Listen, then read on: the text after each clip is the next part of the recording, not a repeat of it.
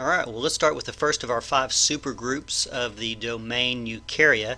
This would be the excavata. The excavates include protists with modified mitochondria and protists with unique flagella.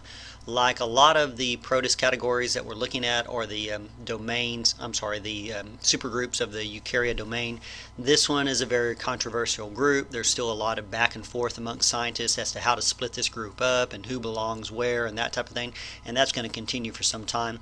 The clade excavata is characterized by its cytoskeleton. Some members have what we call a feeding groove, an excavation, which is where we get the name.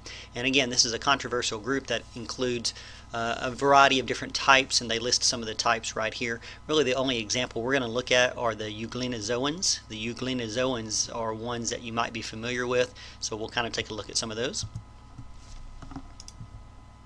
Here is our tree. So this is one of the 5 supergroups, excavata, and then it lists 3 subgroups underneath that, and we're going to look at the euglenozoans. Before we get to the euglenozoans, there are a couple of other varieties. Just to give you an example what you might find in this group, there's one that is the parasite known as Giardia, and it's the one that causes the disease that I was mentioning, Giardia. It's a diplomonid. A diplomonid has a modified mitochondria and has 2 equal-sized nuclei and multiple flagella.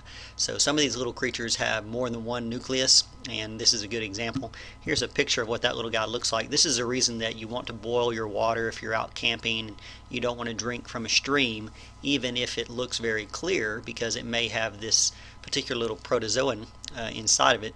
This particular little protist inside of it, and that little protist can get inside your stomach and make you quite ill. We're talking about explosive diarrhea and flatulence and sick to your stomach and all sorts of problems that can last for a number of days. So this is an example of one of the protists that's in this category.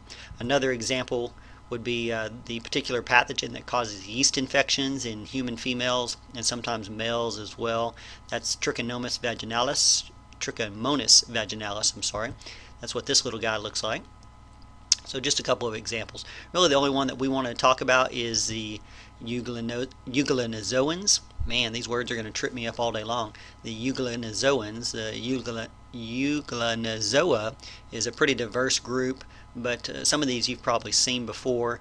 The main thing that distinguishes them from some of the others is they have this interesting spiral or crystalline rod inside their flagella. And so we're going to look at a couple of these guys, including the euglenids, which are the ones that you're probably familiar with. So there is a good example, or illustration of what they look like, and this is the crystalline rod that you find inside their flagella. And the euglenids are the ones that you're probably most familiar with. They usually have 1 or 2 flagella that come from one side of the cell. A lot of these are mixotrophs, meaning they do a combination of photosynthesis and eating, and they are protists that are commonly found in pond water. You've probably seen it before. So here's euglena. Euglena has all sorts of complex parts to it, even though it's only 1 cell big. So I like this picture because it shows an actual microscope view and then an illustration off to the side. Euglena even has an eye spot and a light detector. It can't see in the way that a human can see, but it can detect light from dark, and that eye spot and the light detector helps move its flagellum in a way so that it goes toward or away from the light, depending on what it's wanting. And it has all sorts of cool little pieces and parts, of course, because it's a eukaryote. Has a contractile vacuole, which is a way of pumping water in and out of its body. And then it has chloroplast, like we talked about, but it also ingests food particles, so it is a mixotroph. So euglena is a good example of this particular supergroup called excavata. Within the notes folder for chapter 28, you'll find a lot of different little videos. I didn't put all the little videos in the PowerPoint here, but if you go to the chapter 28 clip, or the chapter 28 folder, I'm sorry, you should find a number of short little clips. I think I have one in there about a euglena, so go take a look and maybe you can find that.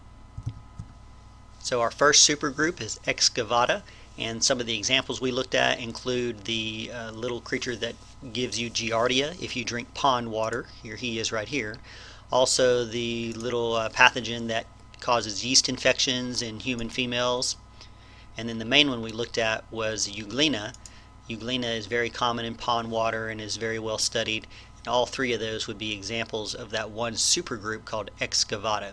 So we're going to stop right there. We'll take a break and then we'll go on to the second supergroup.